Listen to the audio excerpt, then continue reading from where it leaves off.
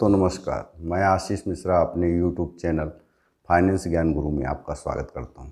दोस्तों, आज मैं न्यू पेंशन स्कीम यानी NPS के बारे में बात करने वाला हूं।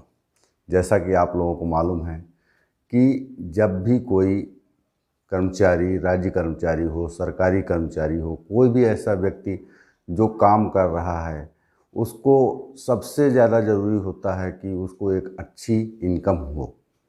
अब वह इनकम कब तक कर सकता है? जब तक कि वह एक्टिव रह सकता है।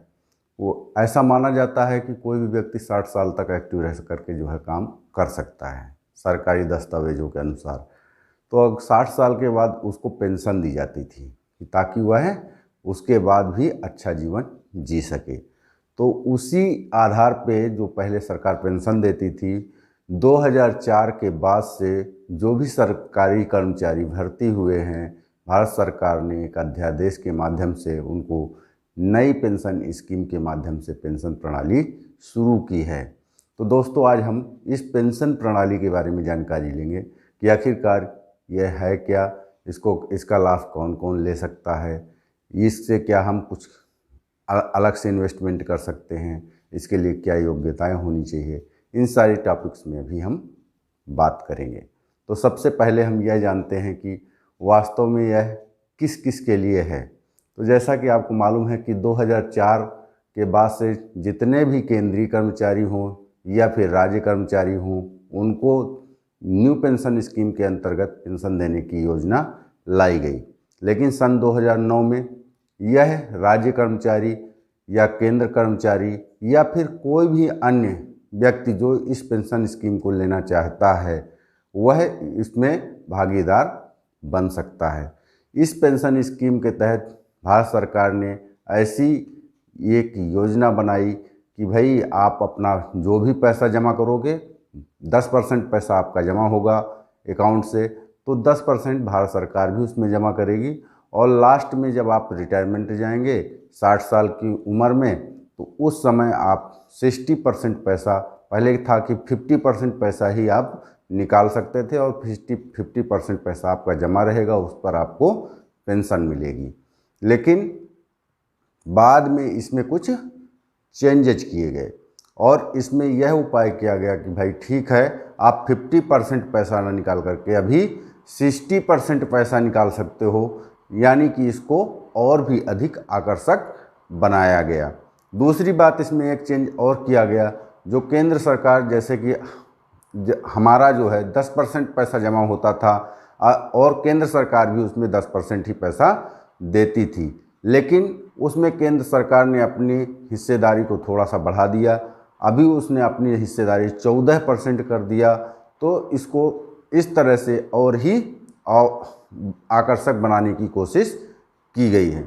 दोस्तों, नई पेंशन स्कीम के बारे में हमको सुन करके ऐसा लगता है कि सरकार ने हमारे साथ बहुत बड़ा छलावा किया है, लेकिन अगर हम इसको अपने दृष्टिकोण से देखें तो आपका पैसा लगभग, जो भी पैसा आपके अकाउंट से कट रहा है, वह लगभग 10% के हिसाब से आगे ग्रोथ कर रहा है। चूँकि यह direct equity market, fund market और भी अन्य जगहों पर इन्वेस्ट किया गया है, तो इसकी ग्रोथ रेट काफ़ी अच्छी है। और उसकी एवज में भी भारत सरकार भी अपने हिसाब से उस पर जो 14% पैसा जमा कर रही है, उसका भी ग्रोथ हमको देखने को मिलता है। तो अगर हम ये देखें कि जब लास्ट में हम जाते हैं 60 साल की अवस्था के बाद हम पेंशन जाते हैं, तो उस दशा में हम देखें तो इसमें उस समय हमको एक अच्छी पेंशन मिल सकती है। लेकिन इसके कुछ कमियां ये हैं कि अगर हम अर्लियर, मतलब 20 साल सर्विस करके ही हम सोचे कि हम पेंशन चले जाएं, उस दशा में हमको बहुत कम पेंशन मिलेगी। अगर हम बात करें कि भाई बाहर से कोई भी व्यक्ति इसमें कैसे इन्वेस्ट कर सकता है, तो वह भी इसमें इन्वेस्ट कर सकता है। अगर हम देखते हैं कि अगर वह व्यक्ति 5,000 रुपये भी इसमें 30 साल की उम्र में इन्वेस्टमेंट करना शुरू करता है और वह लगातार 60 साल तक इन्वेस्टमेंट करता है वही 5,000 रुपये, तो वह लगभग जिस समय वह 60 साल का हो जाएगा, उसके बाद उसको 20,000 रुपये पेंशन बनेगी। इस तरह यह पेंशन स्कीम जो है ऐसा मान करके चलते हैं कि अगर 8% भी रिटर्न मिलता है तब वह 60 वर्ष होने के बाद 20,000 पेंशन उस रकम में से पा सकता है। एनपीएस खाता दो तरह का होता है, पहला होता है टीयर 1 और दूसरा होता है टीयर 2। तो सबसे पहले हम टीयर 1 की बात करेंगे।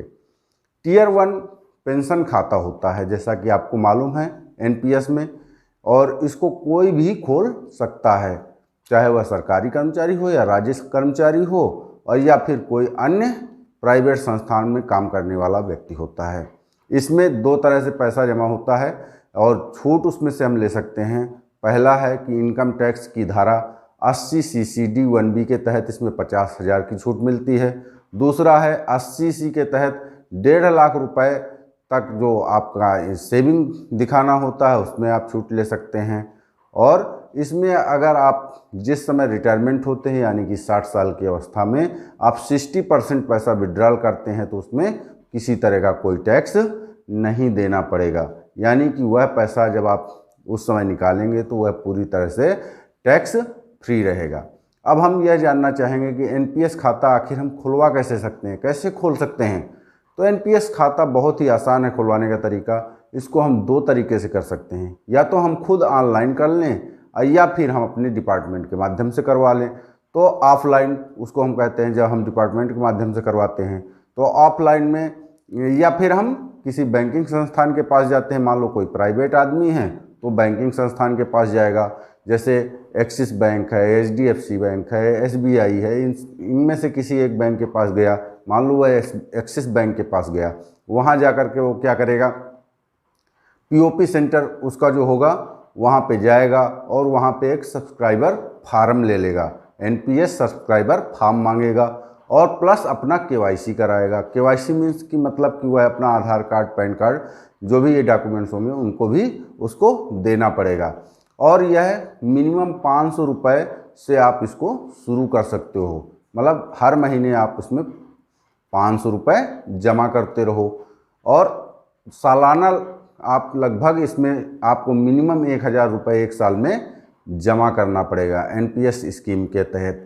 और फिर इसके बाद क्या होगा, पीओपी सेंटर जो होगा आपका बैंक, एक्सिस बैंक जो है, उसी समय आपको एक प्रान नंबर दे देगा।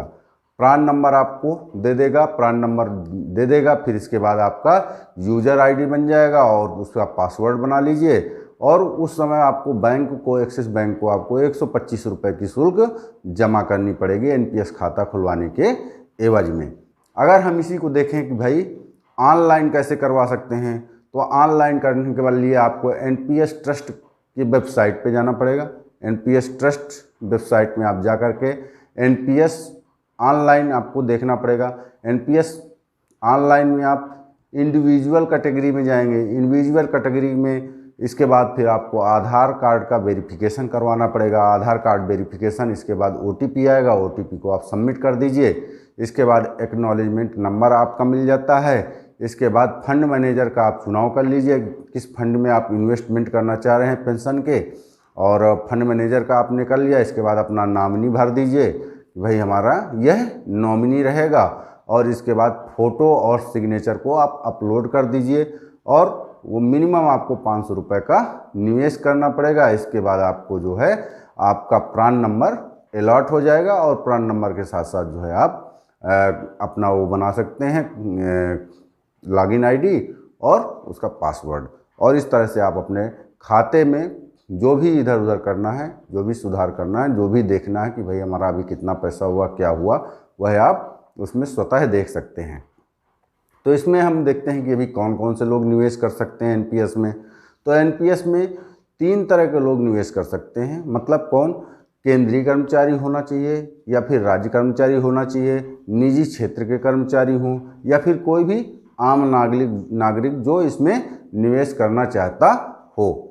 इसमें भारतीय नागरिक भी हो सकते हैं और एनआरआई लोग भी इसमें निवेश कर सकते हैं।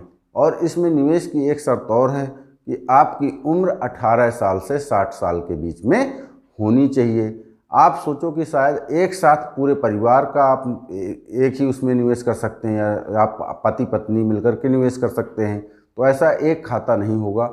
दोनों लोगों का अलग अलग खाता होगा। अगर आप पत्नी के नाम से एनपीएस खुलवाना चाहते हैं तो पत्नी का नाम होगा, अगर आप अपने नाम से इंडिविजुअल करवाना चाहते हैं तो आपका ही नाम होगा। मतलब दोनों के एक साथ दोनों के नाम में खाता नहीं खुलेगा, किसी एक के नाम पे ही इसका खाता आप खोल सकते हो।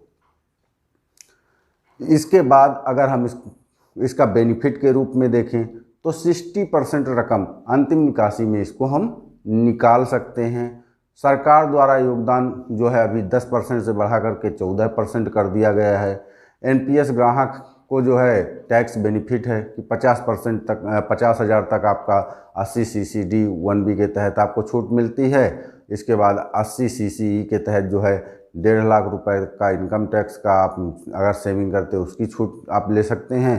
और 80 CCE मतलब कि अगर आपने एनपीएस का कोई अलग से खाता Tier 2 खोल रखा है तो उसमें भी 50,000 का अतिरिक्त जो है 1.5 लाख के अलावा आप डिडक्शन कर में छूट पा सकते हैं। तो अभी हम Tier 1 खाते के बारे में जानकारी ले रहे थे। अब चलो आओ अभी हम Tier 2 खाते के बारे में जानकारी ले सकते हैं कि Tier 1 खाता जिसके पास होता है वही कर्मचारी केवल Tier 2 खाते को खोल सकता है। Tier 2 खाता एक बचत खाता होता है जिसमें आप इन्वेस्टमेंट अगर करते हैं तो आपको लगभग 10 से 12% का रिटर्न मिलता है, जो कि काफ़ी आकर्षक होता है। और दूसरी बात ये होती है कि जो गवर्नमेंट की पॉलिसी है इसमें 50,000 रुपये तक का अतिरिक्त डिडक्शन आपका माफ़ होता है, टैक्स में छूट मिल जाती है, इसलिए भी ये बहुत ही आकर्षक होता है। तो यह स्वैच्छिक बचत खाता होता है। Tier 1 होने पर ही आप इसको खोल सकते हैं। और इसमें जो है 50,000 की अतिरिक्त छूट जो कि मैंने बता दिया है, इसमें मिनिमम 1,000 रुपये आपको खाता खोलते समय इन्वेस्टमेंट करना पड़ेगा। इसके बाद फिर अगर आपने खाता खोल लिया इसके बाद मिनिमम आपको 250 रुपये तो आपको साल में एक बार इसमें जमा करना पड़ेगा। लेकिन दोस्तों इस खाते को खोलने पे सबसे अच्छी बात ये होती है कि आप जब चाहो इससे आप पैसा विड्रॉल कर सकते हो। इसमें Tier 1 की तरह कोई विशेष पाबंदी नहीं होती है, मतलब कि इसमें आप जो है पैसा विड्रॉल कर सकते हो। लेकिन अगर आपने इसमें इनकम टैक्स के तहत छूट ले रखी है तो मिनिमम 3 साल के लिए आपको लॉक इन पीरियड में रखना पड़ेगा। 3 साल के बाद अपना पैसा इससे आप विड्रॉल कर सकते हैं। तो यह इसकी पूरी जानकारी रही एनपीएस की। और दोस्तों मैं ये चाहता हूँ कि जिसने भी अभी तक एनपीएस खाता नहीं खोला है उसको एनपीएस खाता खोलना चाहिए, विशेषकर उन राज्य कर्मचारियों को, केंद्र कर्मचारियों को जो स्वेच्छा से ये कहते हैं कि नहीं मुझे एनपीएस नहीं चाहिए। तो मैं उनके लिए भी ये बताना चाहूँगा कि अगर वह एनपीएस खाता नहीं खोल रखे हैं तो वो ज़रूर खुलवाएं। इसमें बहुत सारे लाभ हैं। अगर आप उन लाभ के बारे में जानकारी रखेंगे और उससे मिलने वाले भविष्य, अगर अपना भविष्य आप सुरक्षित करना चाहते हैं तो आपको अपना एनपीएस खाता अवश्य खुलवाना चाहिए। धन्यवाद।